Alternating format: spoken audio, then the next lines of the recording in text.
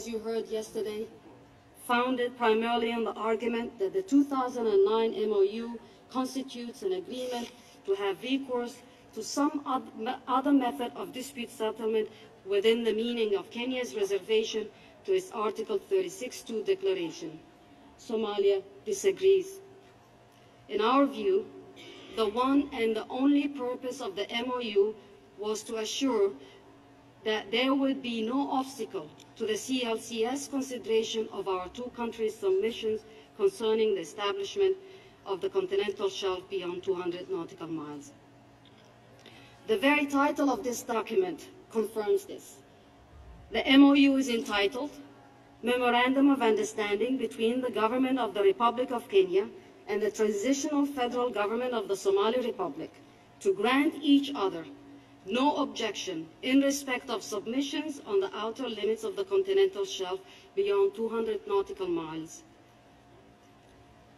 to the Commission on the Limits of the Continental Shelf. There is no indication that the MOU was intended or indeed, in fact, established an agreed method of dispute settlement that could bar this court's jurisdiction. As our very able counsel will show in the course of this morning, at no time, whether before or after the signing of the MOU, did Somalia or Kenya understand the MOU to have the effect Kenya now seeks to ascribe to it. As I said, we did negotiate and negotiate hard. The record shows that we engaged in a substantive and detailed exchange of views. Kenya never once expressed the view that negotiations were provisional only, and that any agreement, should there be one, would have to wait until after the CLCS has issued its recommendations. That would have been illogical and contrary to Kenya's express wish to reach an amicable solution promptly. Mr. President, members of the court, in Somalia's view, Kenya cannot truly believe that the MOU created a binding commitment to an alternative method of dispute settlement. Rather, it appears that Kenya is looking for a way to avoid the court's exercise of jurisdiction and thus avoid a binding judgment upon the parties. It is hard to avoid the conclusion that Kenya lacks confidence in the merits of its case. The court has never delimited a boundary on the basis of Kenya's approach, and the applicable international law, the 1982 Convention, does not direct it. Nor do the decisions of other international courts or arbitrary tribunals offer support to Kenya's unlikely arguments. Perhaps that's why Kenya has now fallen back to an even more unlikely argument, that UNCLOS itself constitutes an agreement to an alternative method of dispute settlement within the meaning of its reservation to its Article 36(2) declaration. This argument, which took up all of one sentence in Kenya's written pleading, has now assumed a much greater prominence. As Professor Sands will show, it can be rejected just as easily. Kenya is represented by able and experienced counsel.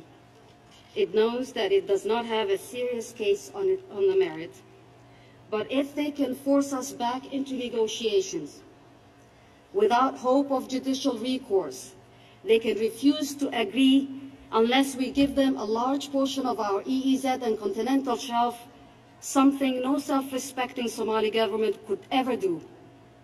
Kenya can use its greater political and economic power to prevent us from accessing the resources to which international law entitles us. Moreover, continued uncertainty over the course of our maritime boundary does not benefit anyone. The dispute will remain an unwelcome source of tension between our two countries at a time when what is needed is more increased cooperation. If we are to have any hope of a durable and equitable solution that contributes to regional peace and security, it lies here in this great hall of justice and in the hands of the distinguished members of this court. Mr. President, members of the court, with that I come to the organization of our first round presentations. Following me to the podium this morning will be Professor Alain Pelé. He will explain why, as a simple matter of treaty interpretation, the MOU does not constitute an agreement to settle the parties' delimitation dispute by the exclusive means of negotiation only after the CLCS issues its recommendation. Professor Pelé will be followed by Mr. Paul Reichler, who will address the evidence relevant to Kenya's preliminary objection. Mr. Reichler will address circumstances of the MOU's conclusion and show that no one at any time took the view that the MOU created or was intended to create a dispute settlement mechanism. This includes Norway, which was instrumental in the drafting and signing of that document.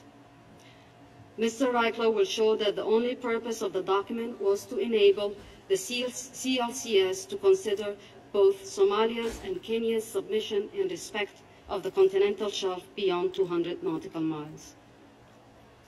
Mr. Reichler will also show that the conduct of the parties following the execution of the MOU constitutes further compelling evidence that neither Kenya nor Somalia considered the MOU to have established a specific or exclusive means of settling the maritime boundary dispute, let alone one that obligated the parties to resolve the dispute only by agreement and only after the CLCS had issued recommendations on their respective submissions.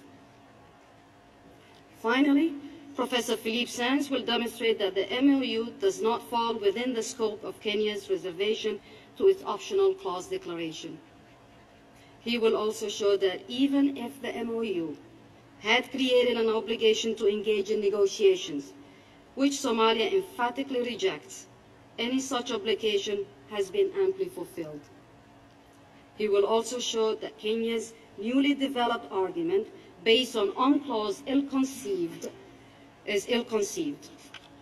On any view, then, there is no bar to this court's jurisdiction. Mr. President, members of the court, thank you for your time and courteous attention. I ask that you now invite Professor Pelé to the podium. Je vous remercie, Madame. La parole est à Monsieur le professeur Alain Pelé. Merci, Monsieur le Président. Monsieur le Président, Mesdames et Messieurs de la Cour, tout à l'heure, le professeur Sands montrera que le Memorandum of Understanding, le MOU, n'entre pas dans les prévisions de la réserve du Kenya à la compétence de la Cour. Cela suppose de préciser sa signification. Telle est la tâche que Maître Reichler et moi nous partageons en suivant la voie tracée par les articles 31 et 32 de la Convention de Vienne sur le droit des traités. Il m'échappe d'établir que l'interprétation du MOU avancée par le Kenya conduit à un résultat manifestement absurde et déraisonnable lorsqu'on en interprète le texte de bonne foi, dans son contexte et à la lumière de son objet et de son but. Ensuite, il maestro montrera que dans la pratique ultérieurement suivie par les parties, aussi bien que dans les travaux préparatoires et les circonstances dans lesquelles le mémorandum a été conclu, confirment entièrement l'interprétation que nous en faisons. Et je vous prie, Monsieur le Président, comme je prie les mannes de bas de vent, de bien vouloir me pardonner, ce mémorandum, je le désignerai par son sigle anglais, MOU, car mémorandum de compréhension ne signifie strictement rien en français, et ni MOU ni MOU ne sonnent particulièrement bien dans la langue de Racine et de Baudelaire. Toute l'argumentation du Kenya contestant votre compétence pour vous prononcer sur la requête de la Somalie repose sur le dernier paragraphe du MOU, ou plus exactement sur un membre de phrase de ce paragraphe qui l'isole de son contexte. I quote, "The delimitation of maritime boundaries in the areas under dispute, including the delimitation of the continental shelf beyond 200 nautical miles," and this is the phrase, "shall be agreed between the two coastal states on the basis of international law after the Commission has concluded its examination of the separate submissions made by each of the two coastal states. End of quote. Kenya contends that this paragraph, and I quote it, sets forth the method of dispute settlement that would follow the CLCS review and specifies that it shall apply to the entire maritime boundary, both within and beyond 200 nautical miles. End of quote. Négligeant la règle générale d'interprétation, cette interprétation originale ne tient compte ni du contexte de la disposition sur laquelle le Kenya fait fond, ni de l'objet et du but du MOU, ce qui conduit à un résultat qui est manifestement absurde et déraisonnable. Monsieur le Président, dans sa présentation d'hier matin, Mathias Forto a résumé en moins de 2 minutes les 5 premiers paragraphes du MOU pour se concentrer exclusivement sur ce paragraphe 6. Quant au professeur Akavan, il a embrayé immédiatement sur celui-ci, sans s'embarrasser le moins du monde des paragraphes précédents. Ce faisant, ils ne tiennent aucun compte de la règle générale d'interprétation énoncée à l'article 31 de la Convention de Vienne de 1969, dont j'ose à peine rappeler qu'il exprime le droit international coutumier.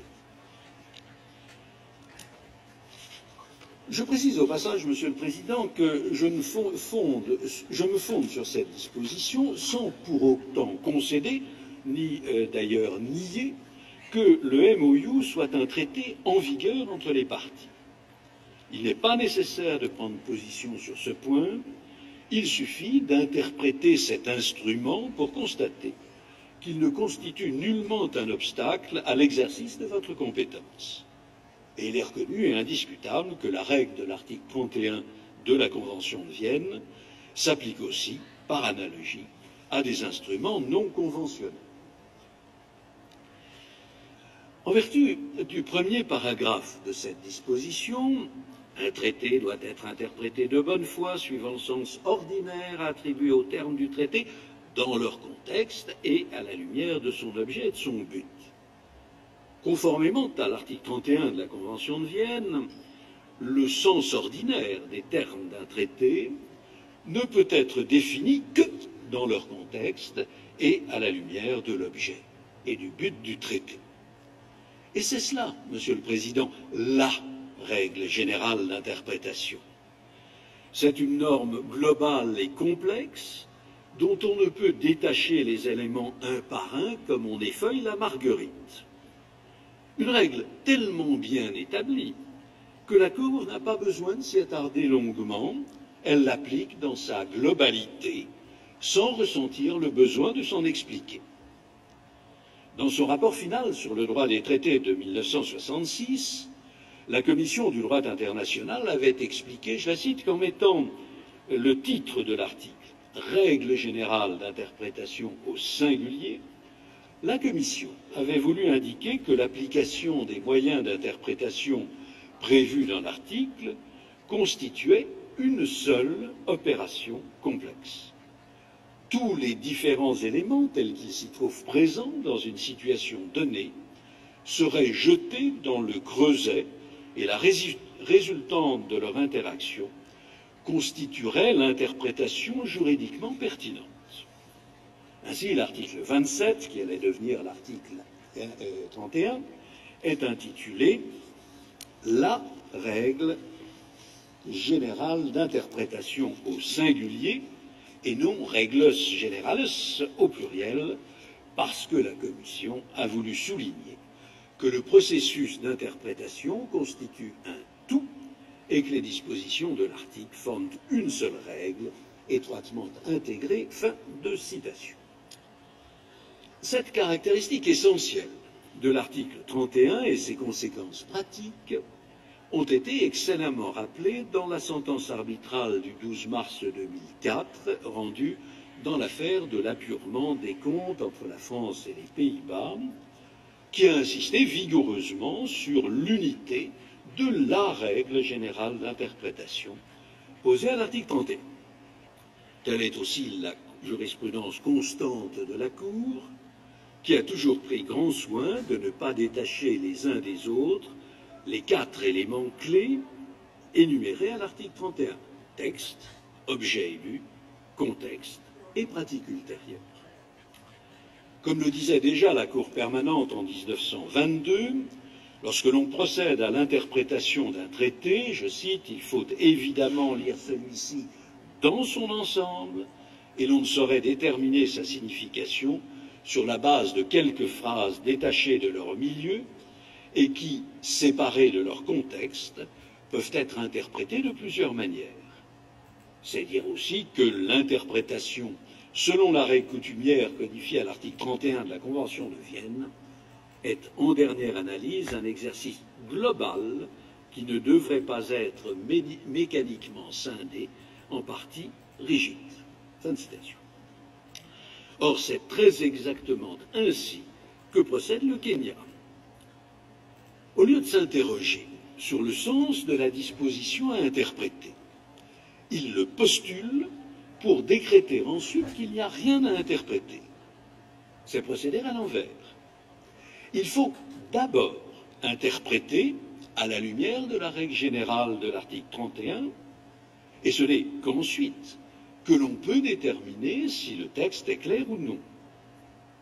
Lorsque l'on se livre de bonne foi à cette opération, on constate que le MOU est en effet dénué de toute ambiguïté, mais qu'il signifie le contraire de ce que nos amis voudraient lui faire dire.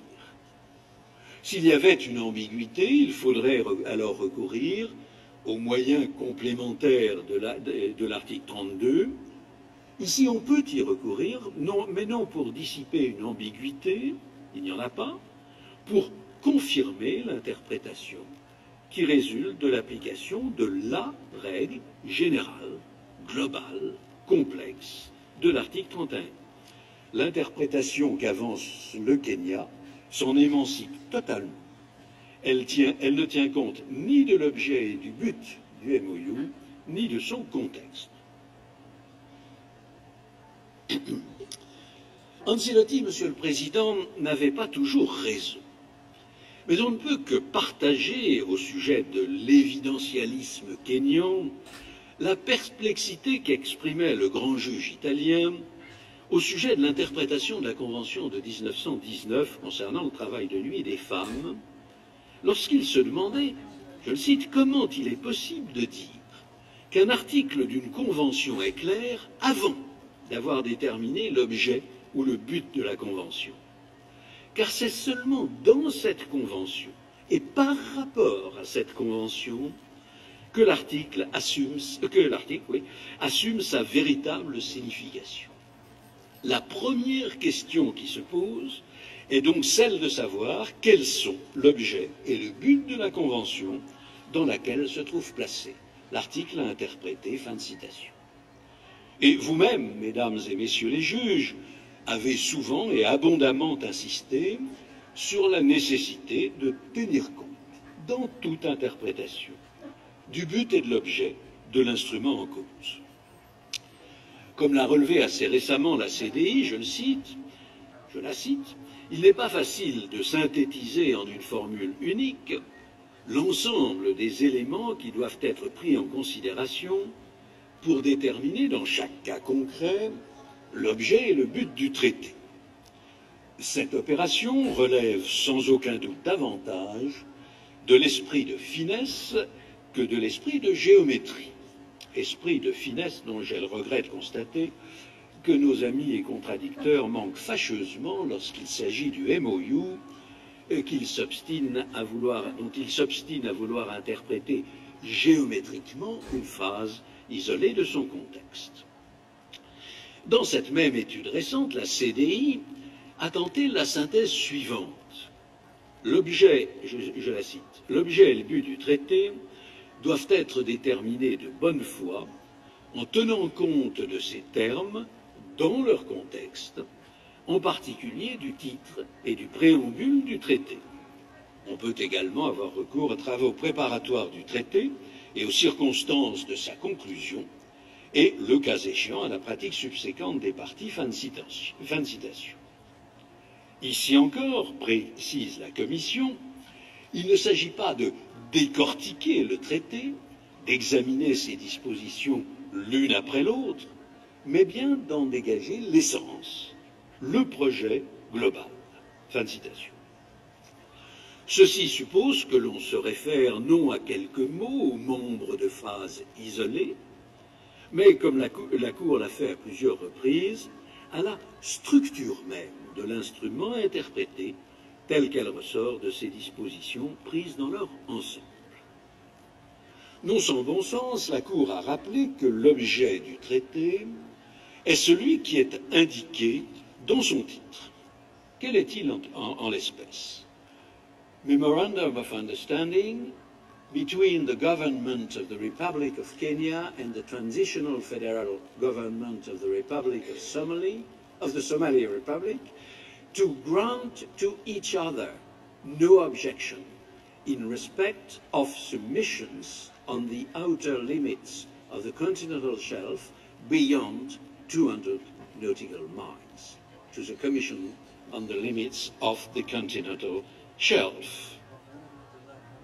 Je répète, afin d'accorder à chacun non-objection à l'égard des communications à la CLPC sur les limites extérieures du plateau continental au-delà de 200 000 marins. Tel est, mesdames et messieurs les juges, l'objet du MOU. Il n'est pas d'échapper à la compétence de votre Cour, comme le voudrait le Kenya, qui affirmait dans ses exceptions que, je cite, The object and purpose of the 2009 MOU was to agree on a method for the final settlement of the maritime boundary between Kenya and Somalia, both within and beyond 200 nautical miles. Comme l'indique clairement son titre, le but du MOU est de permettre à la CLPC de s'acquitter de sa fonction de délinéation du plateau continental des deux États, nonobstant leurs différends en ce qui concerne sa délimitation latérale, chacun s'engageant à ne pas objecter aux communications de l'autre. Et je comprends dans ces conditions que nos amis de l'autre côté de la barre aient préféré faire profil bas sur ce point. Tout juste le professeur Forteau a-t-il fait une allusion furtive au titre du mémorandum pour ensuite procéder à l'envers. Quel que soit l'objet et le but du traité ou son intitulé, dit-il, il n'en demeure pas moins que l'accord de 2009 contient, il souligne, une disposition consacrée à la délimitation. Assurément, Monsieur le Président. Mais que signifie-t-elle, cette disposition? C'est notre problème, et il ne peut être résolu que si les termes de cette disposition sont interprétés dans leur contexte et à la lumière de l'objet et du but du traité. Et je remarque en passant que ce long titre, délibérément explicite, n'a pas été donné au mémorandum ex post, au moment de son enregistrement par le Kenya, mais a fait l'objet de discussions entre les représentants des trois États impliqués dans son adoption. Proposé à l'origine par l'ambassadeur norvégien Longva au chef du service juridique du ministère kényan des Affaires étrangères, M. Kiwaga, ce titre a été modifié à la demande expresse de la Somalie qui a souhaité que soit ajoutée la mention « to each other » à chacun. Compte tenu de la nature indécise du MOU, il est difficile de parler d'un préambule stricto sensu, mais il est patent que les signataires ont été incités à préciser leur principal souci dans un paragraphe, le troisième, qui est tout à fait éclairant et qui contribue très utilement à clarifier le sens à attribuer à ces termes. Je relève au passage que le Kenya décompte différemment les paragraphes. Ce décalage n'a pas d'incidence sur le raisonnement. Ce paragraphe 3 est projeté à l'écran. Permettez-moi, Monsieur le Président, d'en faire une lecture commentée. Les deux États côtiers sont conscients que l'établissement des limites extérieures du plateau continental, au-delà de 200 000 marins, est sans préjudice, je souligne, sans préjudice, de la question de la délimitation du plateau continental entre des États ayant des littoraux adjacents ou qui se font face.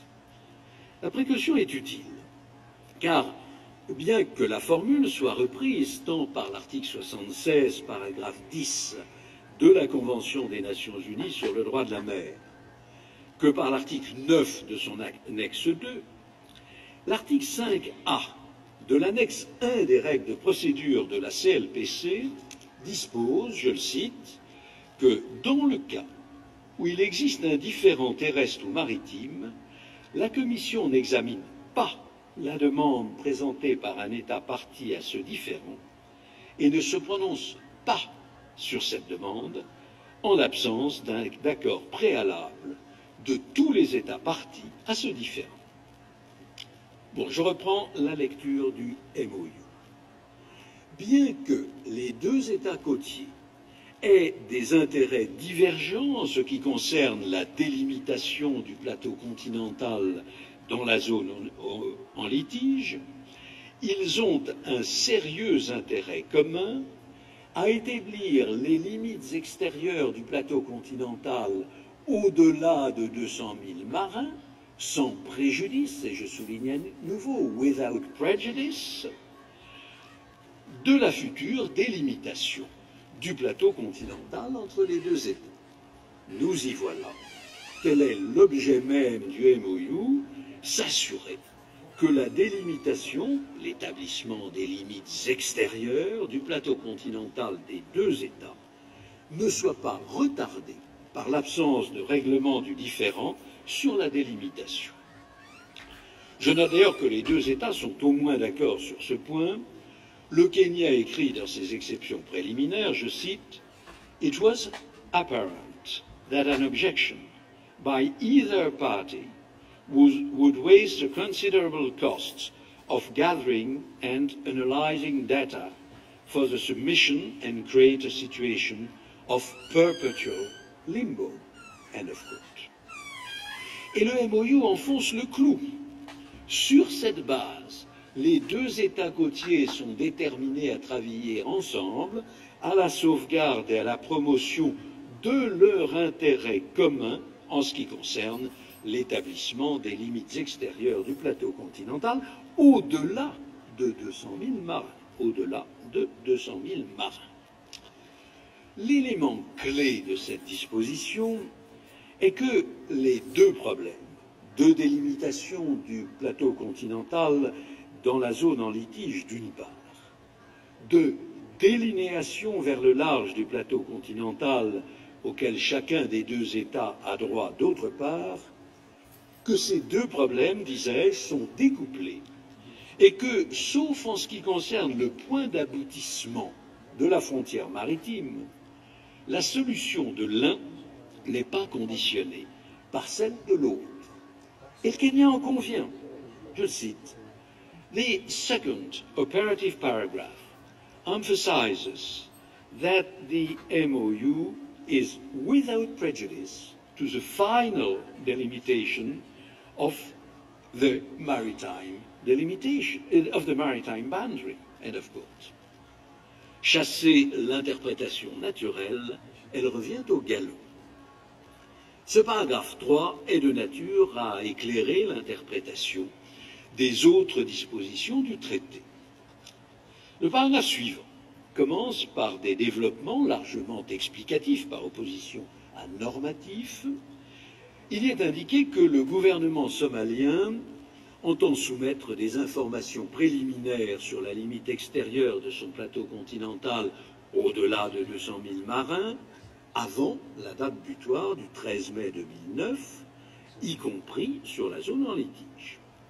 Ainsi, se trouve réaffirmé par la Somalie, le but du MOU étant entendu que cette communication, je cite, n'influera pas sur les positions des deux États côtiers en ce qui concerne le différend qui les oppose et sera sans préjudice de la future délimitation des frontières maritimes dans la zone en litige, y compris la délimitation du plateau continental au-delà de 200 000 marins.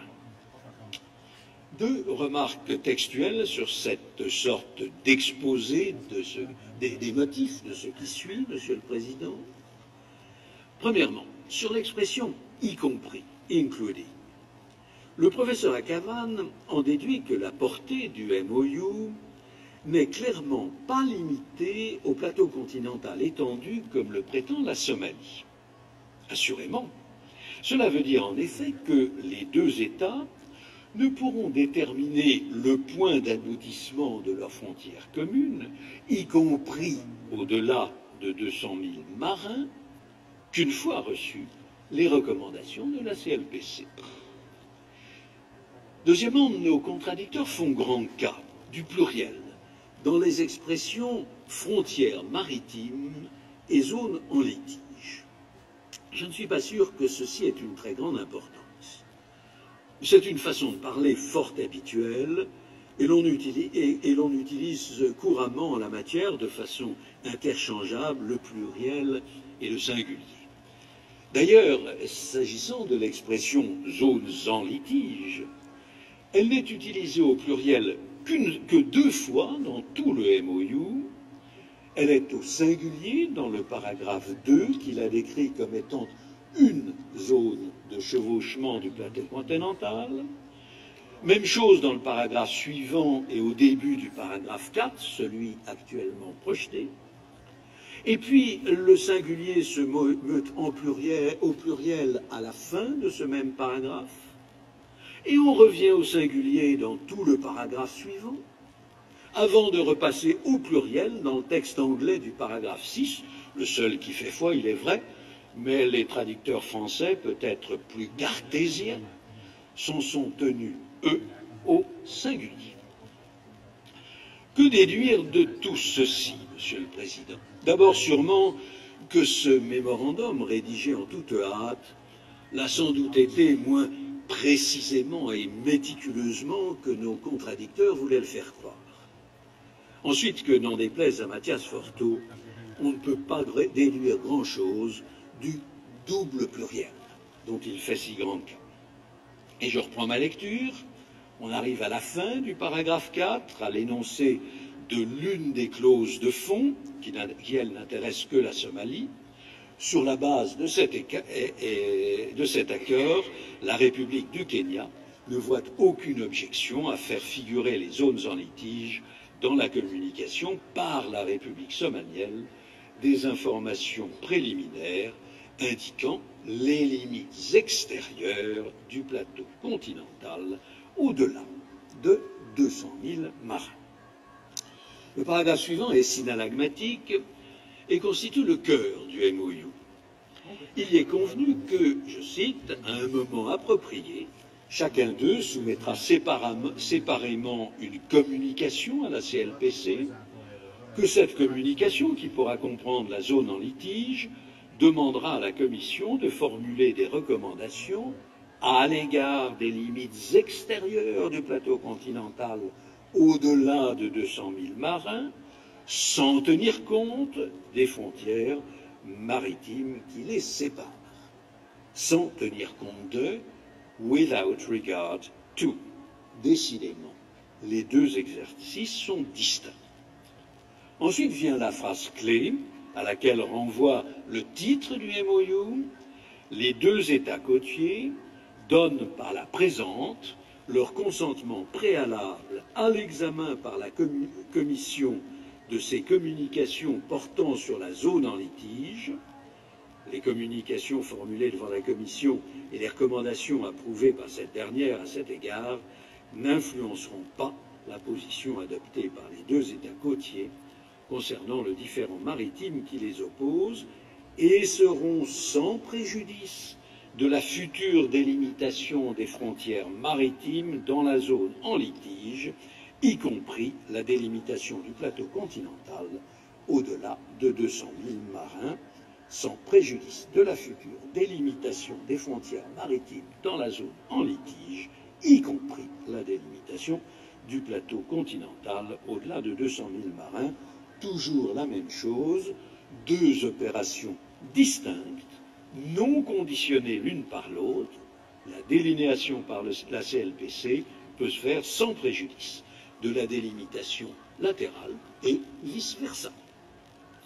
Et c'est alors, mais alors seulement, que l'on en arrive au paragraphe 6, le seul que le Kenya daigne lire, la disposition pour laquelle il a les yeux de chimène. Il faut la lire, bien sûr, mais dans son contexte et à la lumière de son objet et de son but. La délimitation des frontières maritimes dans la zone en litige, y compris la délimitation du plateau continental au-delà de 200 000 marins, fera l'objet d'un accord entre les deux États côtiers sur la base du droit international après que la Commission aura achevé l'examen des communications séparées effectuées par chacun des deux États côtiers et formulé ses recommandations aux deux États côtiers concernant l'établissement des limites extérieures du plateau continental au-delà de 200 000 marins. Fin de citation. Et voici maintenant la traduction qu'en donne le Kenya au paragraphe 47 de ses exceptions préliminaires. Je cite: The parties agreed that following CLCS review, after which the outer limits of the continental shelf could be definitely established, the method of settlement for delimitation of the full extent of the maritime boundary will be a negotiated agreement rather than recourse to any compulsory procedures. End of quote. Interprétation trahison. Bien entendu, le paragraphe 6 ne dit nullement ceci. Il dit ce qu'il dit, à savoir que la délimitation complète des frontières maritimes entre les deux États se fera par accord après que la CLPC aura formulé ses recommandations. Ah, je sais, Monsieur le Président, j'ai ajouté un mot, l'adjectif complète, après délibération. Et Oresco référence, il n'est pas dans le texte. Il n'y est pas, mais il y est nécessairement impliqué. L'y insérer n'ajoute rien à la signification inévitable du texte, mais il en facilite la compréhension, compte tenu du contexte de cette disposition et de l'objet et du but du MOU dans son ensemble. Et d'ailleurs, ce n'est pas moi qui l'ajoute, c'est le Kenya lui-même. Un accord devrait permettre d'arrêter la délimitation complète de la délimitation maritime. The method of settlement for delimitation of the full extent of the maritime boundary. Et hier, à plusieurs reprises, le Kenya a reconnu que c'est bien de finalisation qu'il s'agit, vous trouverez les références en note. Le MOU n'empêche nullement les parties de négocier un accord, et cela implique qu'elles peuvent le conclure. En revanche, celui-ci ne peut être finalisé, finalized, completed, par la fixation de son point terminal, qu'une fois acquises les recommandations de la Commission. Et cela est fort sensé, Monsieur le Président. Il relève en effet de l'évidence que le dernier segment de la frontière maritime ne peut être établi d'une manière définitive, complète, full, que lorsque la CLPC aura déterminé que les deux États ont effectivement un titre maritime au-delà de 200 000 marins. En l'absence de titres qui se chevauchent, la délimitation du plateau continental au-delà de cette limite n'est pas nécessaire, ou elle devient caduque si elle a été établie.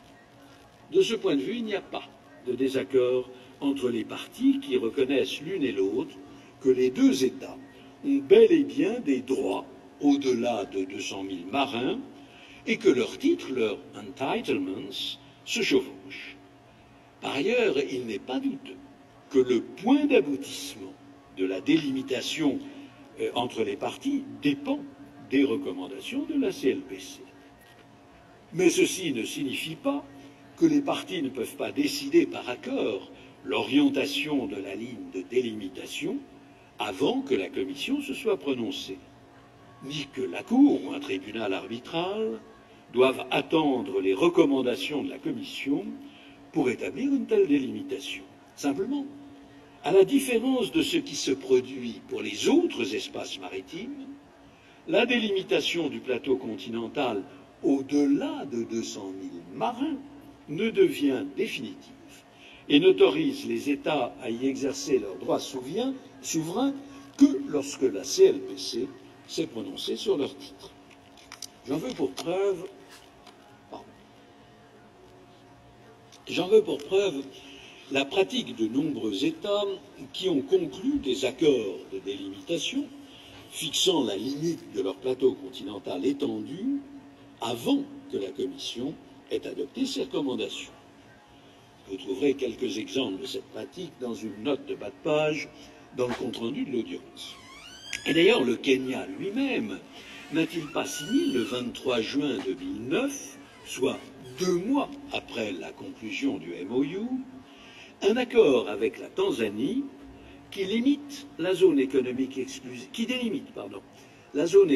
exclusive et le plateau continental entre les deux États, y inclut au-delà de 200 000 marins. L'article 2 de cet accord prévoit, il est sur l'écran, l'article 2 de cet accord prévoit que, je cite, "The parties agree that the boundary line extends eastwards to a point where it intersects the outermost limits of the continental shelf and such other outermost limits of national jurisdiction as may be determined by international law." Cela confirme, si besoin était, que la délimitation n'est nullement dépendante de la délinéation, comme le soutenait le Kenya dans ses exceptions préliminaires et comme il a continué de le soutenir hier, mais m'a-t-il semblé avec un peu moins de conviction. Car, quoi qu'en ait dit Mathias Fortum, la jurisprudence est maintenant logiquement et fermement établie.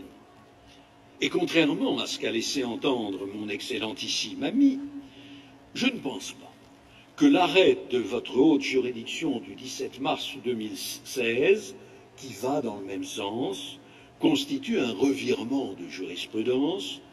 Vous avez simplement saisi la première occasion qui se présentait à vous pour préciser que la procédure devant, je cite, la procédure devant la Commission vise la délinéation de la limite extérieure du plateau continental et par conséquent la détermination de l'étendue des fonds marins qui relève des juridictions nationales.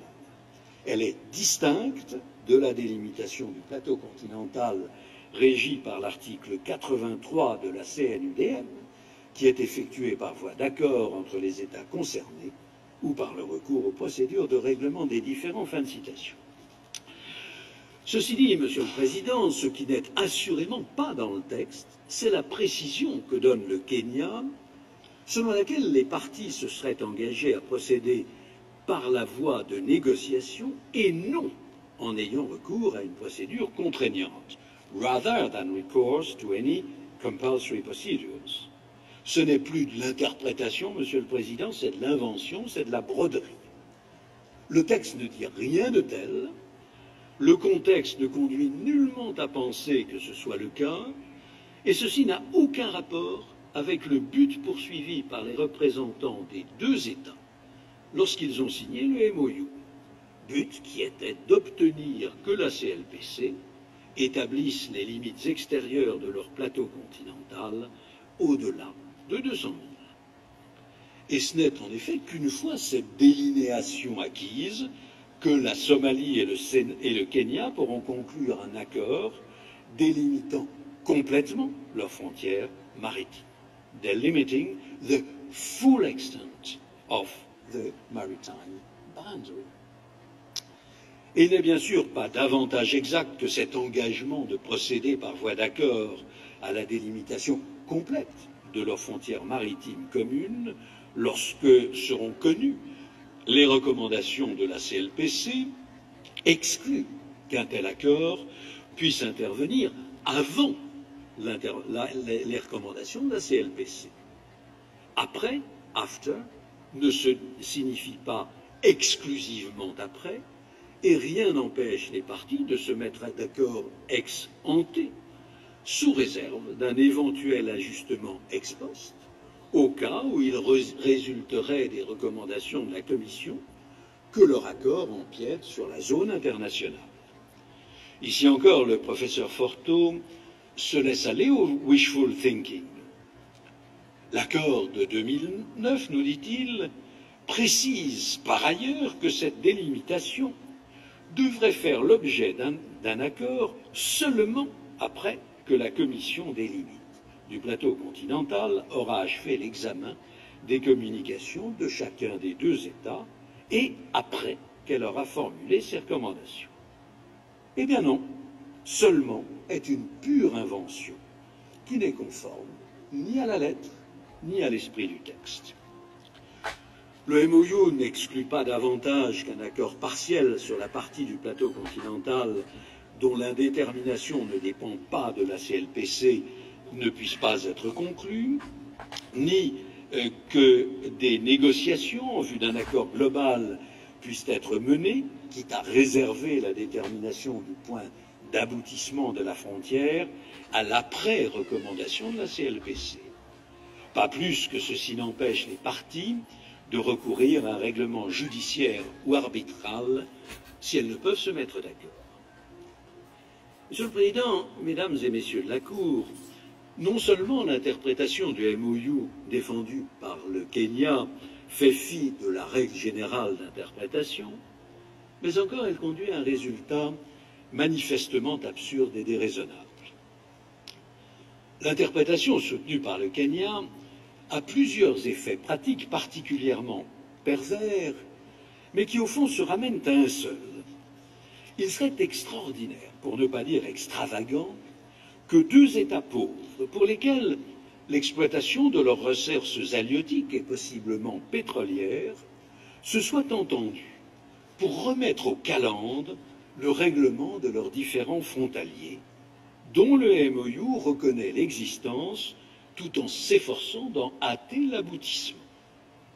Au bénéfice de cette remarque générale, trois points, je pense, méritent quelques brefs développements. Premièrement, s'il fallait en croire le Kenya, les deux États côtiers auraient conclu un accord établissant une méthode de règlement des différends inaccessible aux parties pendant de très nombreuses années. Car il ne faut pas se méprendre. Très malheureusement, les prédictions du professeur Akavan sur la perspective de voir la CLPC se prononcer sur la demande somalienne dans un futur proche sont démesurément optimistes. D'abord parce qu'il est hors de question que la Commission permette aux États de resquiller, to jump the queue. L'article 51, 4 ter de son règlement intérieur ne laisse aucun doute, les demandes prennent place dans l'ordre où elles sont reçues. Or, s'il est concevable, quoique improbable, que la plénière de la CLPC examine la demande kenyane l'an prochain, grâce aux retraites de l'objection somalienne, celle de la Somalie se trouve au 74e rang et au rythme actuel d'environ 3 recommandations par an, sachant que 53 demandes ont la priorité sur celle de la Somalie, cela nous conduit vers l'année 2033. Je me permets, Mesdames et Messieurs les juges, de vous renvoyer à l'onglet 3 de votre dossier qui fait le point sur l'état d'avancement des travaux de la Commission au 8 juillet de cette année. Et l'optimisme de la droite avocate du Kenya est démenti par l'Assemblée générale des Nations unies qui, cette année encore, a pris note avec préoccupation du calendrier proposé par les travaux de la Commission consacrés aux demandes reçues. Est-il raisonnable d'interpréter le MOU comme excluant tout accord de délimitation, tant en deçà qu'au-delà de 200 000 jusqu'à 2003, privant ainsi ces deux pays qui aspirent à un développement économique rapide de la possibilité d'exploiter les ressources de l'importante zone en litige? Non, Monsieur le Président. Deuxièmement, si le Kenya avait raison et si le paragraphe 6 du mémorandum excluait d'avoir recours à un autre mode ou à d'autres modes de règlement, il s'ensuivrait que les termes équivalents, les articles 74 et 83 de la CNUDM ou de tout autre instrument prévoyant une délimitation par accord, devraient être interprétés comme excluant également tout recours à un juge ou un arbitre pour le règlement du différend de délimitation. Cette interprétation est tellement absurde qu'à ma connaissance, aucun État, ni même aucun auteur, c'est tout dire, ne l'a avancée jusqu'ici. Pourrait-elle être retenue par la Cour? Non, Monsieur le Président. Troisièmement, une autre raison, tout à fait décisive, qui traduit le caractère déraisonnable de l'interprétation kenyane, tient à ce qu'elle exclut la possibilité pour la Cour, ou tout autre organe de règlement obligatoire des différends, de trancher un litige relatif à une délimitation maritime, tant que la CLPC ne s'est pas prononcée sur la délinéation du plateau continental. Voilà, mesdames et messieurs les juges, qui risquent de tarir sérieusement l'une des principales sources de litige inscrits à votre rôle. Indépendamment de cette considération qui a son importance, je vois mal comment nos amis de l'autre côté de la barre concilient cette position avec la jurisprudence que j'ai citée il y a un instant et avec leur reconnaissance, et la reconnaissance expresse par le MOU, que la délinéation est sans préjudice de l'interprétation, de la délimitation. L'interprétation du Kenya introduit des contradictions irréconciliables dans l'instrument interprété. Peut-on admettre que le MOU, qui indique expressément qu'il est conclu sans préjudice de la question de la délimitation du plateau continental, est imposé aux États signataires de se plier à des procédures inutiles à seule fin de retarder ou d'entraver le règlement de leurs différends sur la délimitation? Non, Monsieur le Président. Et quatrièmement, hier, il m'a semblé que le Kenya en avait encore rajouté dans l'absurde en affirmant que la disposition contestée, je cite, does not mean that the parties cannot negotiate prior to CLCS review. That would be absurd. The parties may negotiate prior to the CLCS recommendation, but they may finalize an agreement only after delineation of the outer limits of the shelf. Nous n'avons pas, Monsieur le Président, la même conception de l'absurdité. Ce qui est absurde, c'est, je pense, que les parties auraient conclu un accord leur interdisant de conclure un accord. L'idée d'un pactum des négociandum sous réserve de ne pas conclure est totalement excentrique. Peut-on l'envisager? Non, Monsieur le Président. Monsieur le Président, Mesdames et Messieurs de la Cour, l'interprétation que nos contradicteurs veulent vous convaincre de retenir est déraisonnable et aurait des conséquences absurdes. Si vous l'envisagez comme ayant un semblant de vraisemblance, il vous appartiendrait de faire appel aux moyens complémentaires d'interprétation pour déterminer la portée véritable du paragraphe 6 du MOU, mais en l'espèce, vous n'êtes aucunement réduit à une telle extrémité, comme je crois l'avoir montré, un raisonnement simple, fondé sur la règle générale d'interprétation de l'article 31, permet d'arriver à un résultat logique et parfaitement sensé. Néanmoins, comme l'article 32 l'envisage également, et comme la Cour l'a souvent admis, tant avant qu'après la conclusion de la Convention de Vienne, même lorsque le texte est clair, et l'interprétation que l'on peut en donner objective, il est possible de rechercher dans les travaux préparatoires et dans les circonstances dans lesquelles le traité a été conclu une confirmation éventuelle de l'interprétation tirée du texte. C'est à quoi Maître Reichler va s'employer ex abundanti cautela dans un instant. Avant de vous demander, Monsieur le Président, de bien vouloir lui donner la parole, permettez-moi, je vous prie, une dernière remarque de portée plus vaste. Je dois dire qu'en règle générale, l'attitude de la partie kenyane dans cette affaire me laisse pour le moins perplexe. Voilà un pays en développement, légitimement pressé de se développer, qui a, je crois comprendre, de bonnes relations avec son voisin, lui aussi démuni et désireux de faire le meilleur usage de ses ressources naturelles. Et pourtant, le Kenya semble s'ingénier à faire traîner les choses et à empêcher que le différend sur la frontière commune qui oppose les deux pays et qui handicape lourdement leur développement soit réglé rapidement. Son interprétation du MOU en témoigne. Il en va de même des exceptions préliminaires artificielles et stériles qu'il a soulevées. J'avoue, Monsieur le Président, que quelque chose m'échappe. Merci, Mesdames et Messieurs les juges, pour votre très aimable attention et merci, Monsieur le Président, de bien vouloir appeler Maître Reichler à cette barre, maintenant ou après la pause. Merci, Monsieur le Professeur. C'est le moment adéquat pour faire une pause de 15 minutes, après laquelle je donnerai la parole à Monsieur Reichler. La séance est suspendue.